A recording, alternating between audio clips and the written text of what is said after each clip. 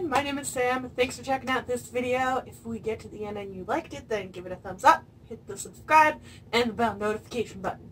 As always, I wanted to tell you about all of the books that I read this week. I had the week off from work, I took a vacation, and it was lovely to sleep in, and I read so many books, oh my god. Like, please do not put this as like, just please don't comment below being like, oh my god, I can't believe I can't read as fast as you. Girl, this is not normal, okay? Even for me. I read a buttload. I read excellent books as well, and it was just a fantastic reading week. So, I'm going to do a separate video for one of these books that I did read, The Bone Houses, just because I don't know how I'm fitting all of these books into one video, and The Bone Houses is a pretty hyped up book that people seem to be really excited into, so I am going to do a video for that.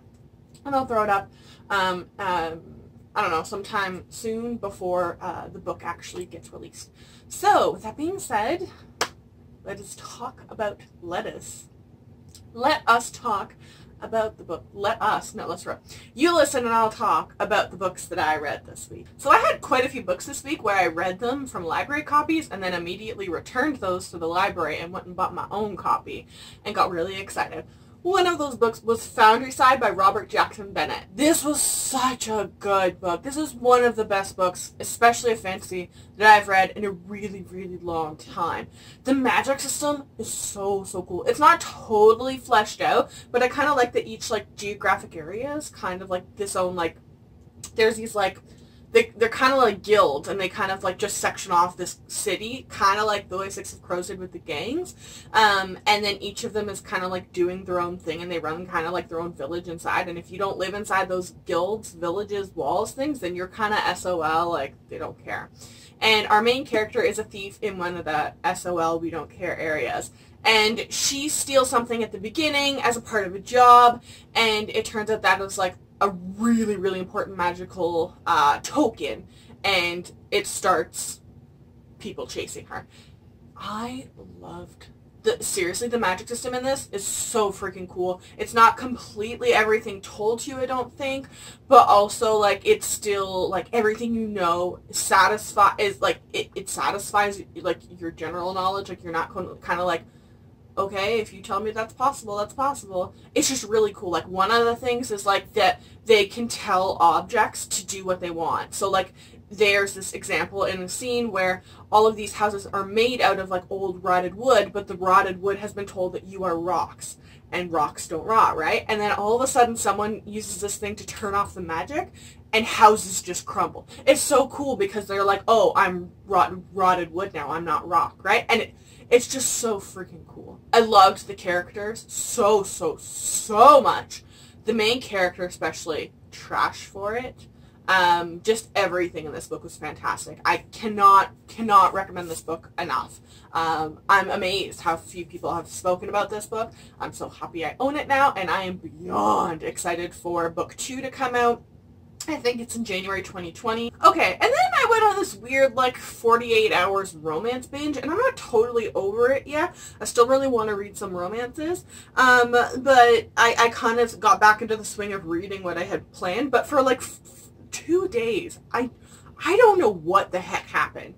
If you know me, my complaint in a lot of fantasies is this romance was unnecessary, it was stupid, or it was problematic as heck. Yeah, this weird whole romance thing started out because I was finally like, you know what, I hear so many people hype about this book, why don't I actually give it a go? It was available on Audible with the, like, escape romance packages. I think it's something like you pay like $2 extra a month for your with your Audible subscription, and you get to, like, borrow basically like a library of romance books. Not all romance books are on there, but the Kiss Quotin was there by Helen Huang, and I figured, why not give it a go? I know it was in the Book of the Month box that, for some reason, they still don't offer that subscription internationally. I still don't understand how that functions. So another reason that I was interested in this is because for work reasons, I've been trying to just expand a little bit what I read so that I can comprehend subgenres, especially within different genres. And something that I really had never thought of because I had never really read them before was the spectrum within romances of sex. Because I was just assumed romances have sex in them when you get to the adult ones especially, but it's more like there are adult romances where people like don't even kiss, and then there's like 50 Shades of Grey explicit stuff, right? So it's actually an own voices romantic contemporary where the main character and the author both have Asperger's. And I thought that was really interesting. I've never read a book, I don't believe, where the main character in any genre is autistic. I've read books where they have side characters who are autistic, but never a main character. And I feel like there's just a lot of common misconceptions too, because autism has such a large spectrum that you could be on. We only connect someone with autism when they're on the severe spectrum or they're nonverbal. So this was really cool to have a main character who's like, she's on her own, she's a successful adult, she's got a really wonderful, good, high-paying job, and she's, of course, Asian American, and her parents are pushing her to have children, and she had 2 or 3, I think, bad experiences with sex, so she decides to hire a prostitute to teach her about sex. And it's interesting because she does have Asperger's, and of course it's a rom-com, you know, they end up falling in love. It's Pretty Woman, right? Is that the one with Julia? That's Pretty Woman, right? The one with Julia Roberts and like she's a prostitute and like the Richard Gere thing. It tells you how long ago I watched that movie. Anyways, I loved this book so much. The diversity was fantastic. It's wonderful getting on voices, especially something like Asperger's main character as well, rather than side character. The romance was just so sweet. I loved Michael. He is the gentleman she hires, and I loved just their whole story. It was just wonderful. It was a really like prostitute getting all like bougied up and they fall in love and he has a heart of gold like that. It is very much that, but it's just a wonderful read. Absolutely. Oh, I don't think I said this for Friend Your Side. Both of these were like solid 5 stars. Some of the best books I've read all year. Then I figured I'd get on, you know, keep going on the Helen Huang thing because the Kiss Quotin worked out so well, and I picked up the Bride Test. So this is in the same like series, but it's like not even a companion. It's just a romance contemporary, different characters. In the Kiss Quotin, the main female character has autism and the male is a prostitute. In this one, the main male character has autism and his mother is trying to get him married. She finds someone in Vietnam and flies her to America for the summer. Flies her to America for the summer to try and see if there's any sparks between her and her son because she wants them to get married and have children. And while there, she finds it's a little bit difficult, for sure. He was diagnosed with autism young, but his family doesn't seem to have totally... And his friends, they kind of know it, but they don't know how to deal with him. And for that reason, he doesn't seem to know how to deal with himself. And then he's also got a friend who passed away tragically when he was younger, but it still affects him to this day. And it's him trying to open up emotionally. And again, it's this like rags to riches. He touches her, or she touches him in his heart, and his heart opens up. And once again, I love this. I think I like the Kiss Quotin a little bit more, but the romance in this was sweet. I really liked that we didn't fall. There was this part at the end where I don't want to say exactly what happens, but I feel like the author could have really easily like kind of coughed up and just been like, oh, okay, yeah, just like go with this. But she took a couple extra chapters to properly resolve the conflict, which I really appreciated. Again, 5 out of 5 stars. Then I read Suitors and Sabotage, as well as the sequel to it / companion, Carols and Chaos by Cindy Anstey. I finally read a couple of my Cindy Anstey books. I can kind of review these together. They're both historical fictions set in the Victorianish era, and there's a little, it's very like classic nod to like, I'm trying to remember what the classic is. I want to say Jane Eyre, but I don't know if that's right. What's the one with Mr. Darcy? Is that Jane Eyre? If that is it, whatever. It's just this kind of, again, it's a historical fiction romance, but it's not explicit in any way. Whereas the 2 Helen Huang books have explicit sex scenes in them, which are very spicy, and I enjoyed those very much. But this was more of a YA, romantic, historical fiction with clean romance, for lack of a better term, where there's marriage, vows, alignments, whatever, that aren't totally working out, and people fall for each other when they shouldn't. They're both pretty much the same, except this one focuses more on the like upper status people characters, and Carols and Chaos follows the kind of romance of a couple of their servants. And they're both quite sweet. I think I preferred Suitors and Sabotage. Carols and Chaos seemed a little bit weirdly structured and a bit chaotic plot-wise and character-wise almost. It was just a little bit weird, and some of these characters reappear, but I don't know, they just seemed a little bit different in, I don't know how the way to explain it. But I enjoyed both of them. The other one would be a good Christmas light read that I could probably read in a day again. And yeah, these are light fun reads. I also love just this cover. I really, really want to get my hands on the hardcover of Carols and Chaos as well. I think it would be really pretty on the bookshelf together. And yeah, I enjoyed both of these. I think I gave this one a 3.5 out of 5 stars, and Carols and Chaos a 3 out of 5 stars. Then I read This Darkness Mine by Mindy McGinnis, and this was one of the weirdest books I've ever read in a really long time, but it's a very Mindy McGinnis-y book. It's a thriller where basically someone has like personality split disorder almost.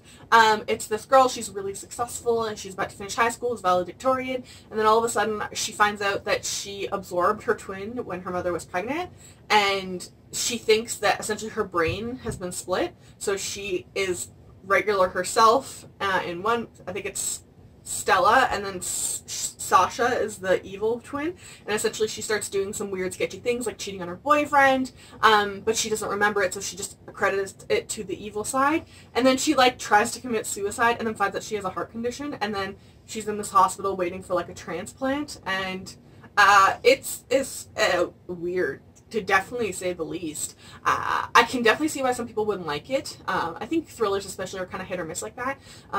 But I binged this book in a few hours, in all honesty. It was weird. I think if you like Mindy McGinnis, you like her books. If you don't, then you don't. It's definitely a weird book going into it, though. I will definitely say that. And I don't know that I totally comprehended the ending, but it was just, it's a very weird book. But it was like a very big, like, way out here reading thing for me. I hadn't read something like that in a really long time, and actually just really enjoyed it and binged it. I think it's something too that if you don't like take breaks in between certain chapters and like think about it, you'll probably enjoy it more versus like, you'll enjoy it less than if you just binged it and you just step back and like, what the heck did I just read? I think it's one of those books. Then I read The Unhoneymooners. I can't remember the author's name. I think, is it Christina Lauren or Laura Christina? I think it's that one. This was just like, this is my trash, like, too. Again, I think I prefer the Helen Huang book, the Kiss Quotin, the most out of all of these romance books that I read. But this was a really good one where the main character, her twin sister, has gotten married, and her twin sister's wedding reception doesn't go exactly as planned. Everyone, except for the bridesmaid and the groom's best man, get food poisoning because they weren't able to eat the food because they had special dietary restrictions.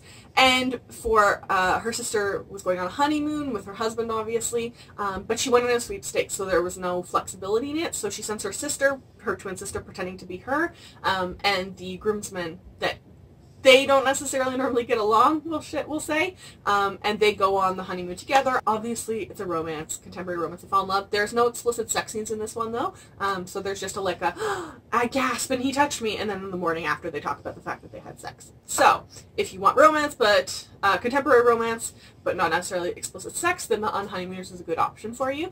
I enjoyed this. It's definitely one I'm going to come back and read, just like the Kiss Quotin and the Bride Test. I liked the main character a lot. There's a big thing going throughout the book that she feels like the other guy is criticizing her constantly and jabbing at her for being a little bit more curvy, and she talks about the fact that she's having employment issues and she bakes and she stress eats. So that was really nice too, that there wasn't something as big as, autistic main character own voices rep, but the main character talks about the fact that she really likes her body, and she's aware that sometimes she fluctuates in weight.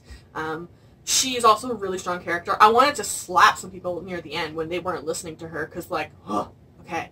But in the end, I really enjoyed this. I think the epilogue was a little weird, though, because it's all of a sudden switches to the male POV, which was a little bit of a throw. I don't know why they did that.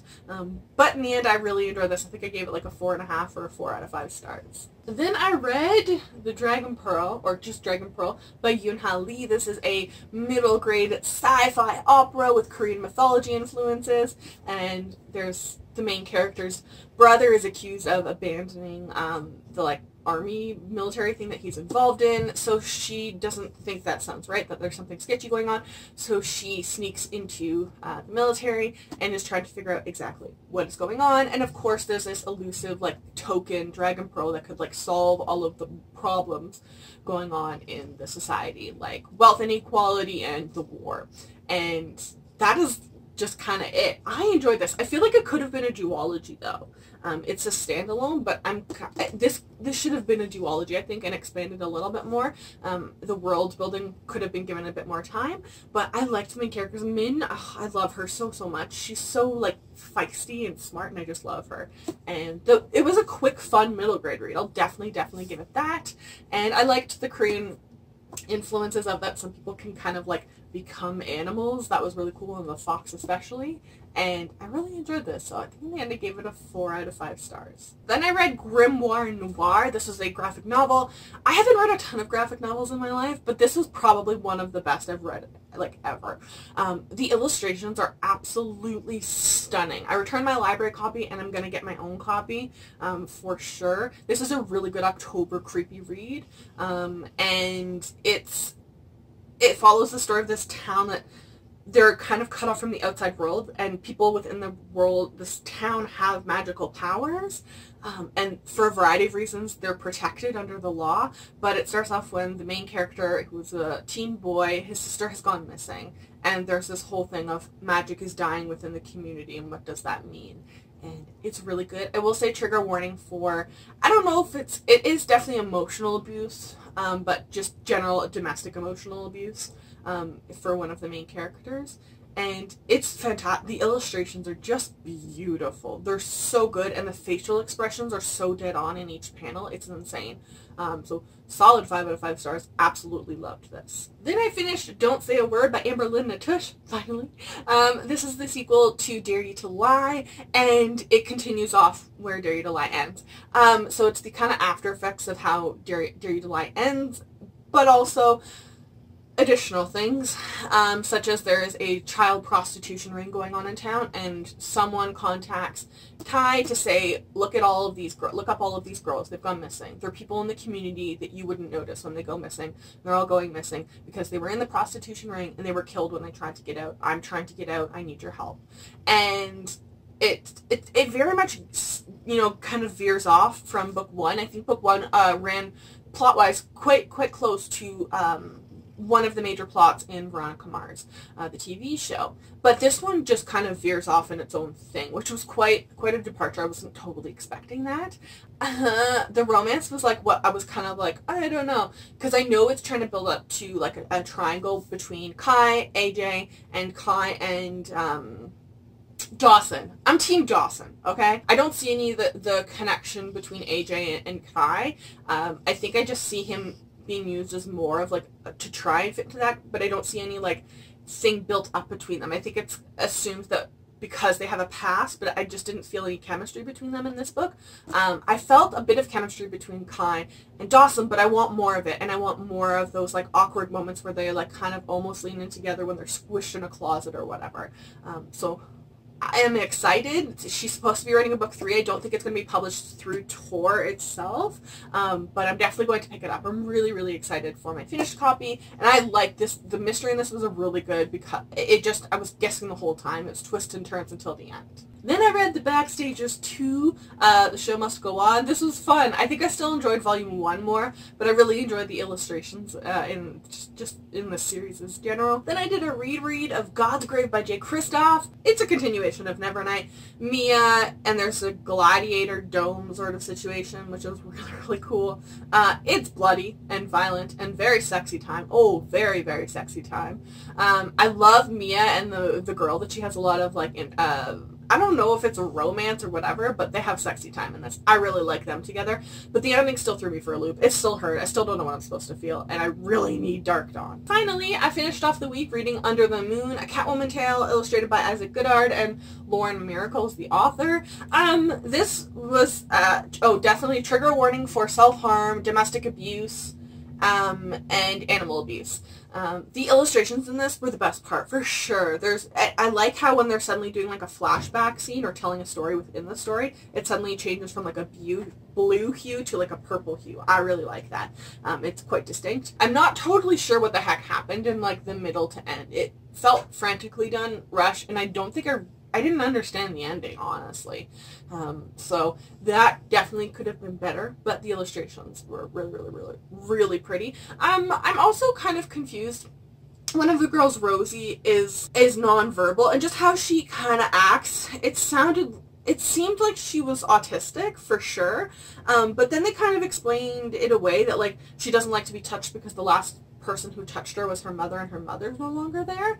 So, but then she doesn't, like, I don't know. There was just some parts of it that I was like, no, this is autism. Maybe I'm just crazy and misunderstanding symptoms and signs of that. But it just seemed off that was done. So I think in the end I give this like a 3 out of 5 stars. Yeah, I told you, I read a buttload. And remember, the Bonehouse's review is still coming. Those are the books that I read this week. I will link all of those, including the Bonehouses, below. Let me know in the comment section below if you've read any of these books, what you thought, and what you read this week. I'd love to know. Linked with the books down below will also be all of my social media. If you followed me, I will follow you back.